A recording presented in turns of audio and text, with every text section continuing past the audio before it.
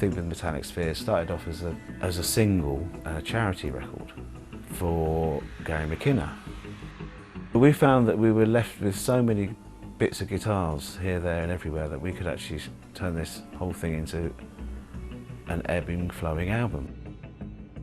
And they all are sitting back, just like on a slow burner, but 35 minutes in, you're in there with Gilmour, and the whole thing has gelled. I had a track which was already prepared that had this Vangelis-y, Jean-Michel Jarre vibe, which we used as a sort of template to jam to. Then Alex came in with his decks and we layered lots of different sounds. With the Orb, it's always a kind of, so many layers.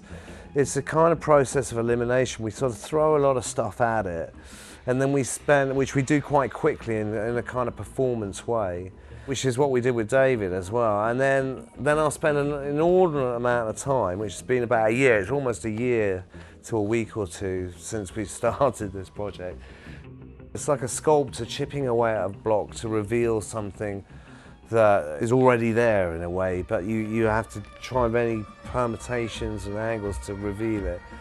It was very easy for David to just fly over the tracks.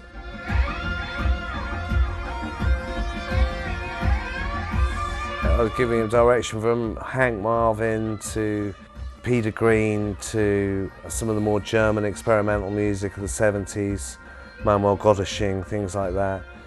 And of course, just David being himself, which is an amazing experience to sit next to him. Literally just pass him different guitars, and we had this beautiful Supro lap steel guitar, put him out on the deck outside.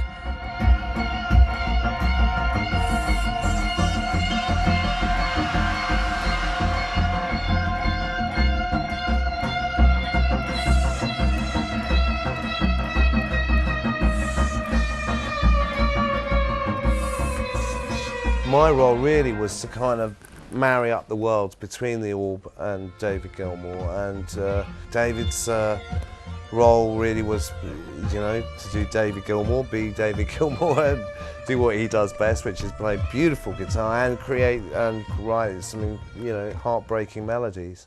And Alex's role was his sound collage techniques. Go out and record natural sounds, caves, waterfalls. Caves are great for noises. The bigger the cave, the better the boom. The puffin is another one I mentioned. Can't keep giving them away. They're trade secrets, really. You know, I'm doing this because this is an important project to me that I don't really go and sit there and say, well, what puffin did you use then? The one in Scotland. It was on my dad's island, all right. It's Patterson Rock.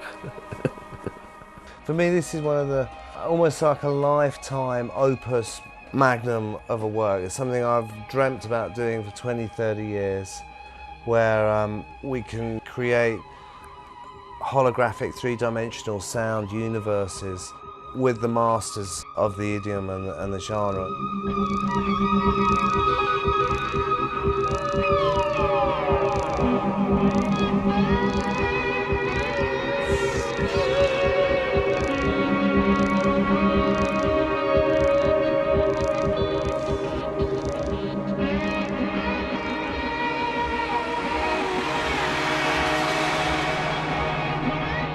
Working with David, it's supreme. David is, you know, is up there.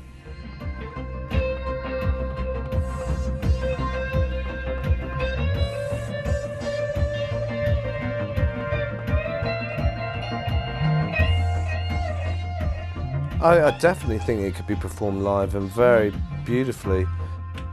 I'd love to perform Metallic Spheres in somewhere like a safari park in southern England, the Albert Hall, Battersea Power Station, maybe Eel Island or something like that, on the Thames, old school.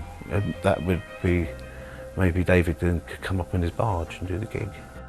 Pink Floyd and David Gilmour have made some of the most cosmic music I've ever heard, you know, over the years, and I think there has to be some kind of astral alien connection there for those guys. And so is Alex Patterson in a different way. I would like to make it very clear that I'm very privileged that I work with two geniuses. and that's one being Mr. Glover and the other one being Mr. Gilmour. The two GGs. Brilliant.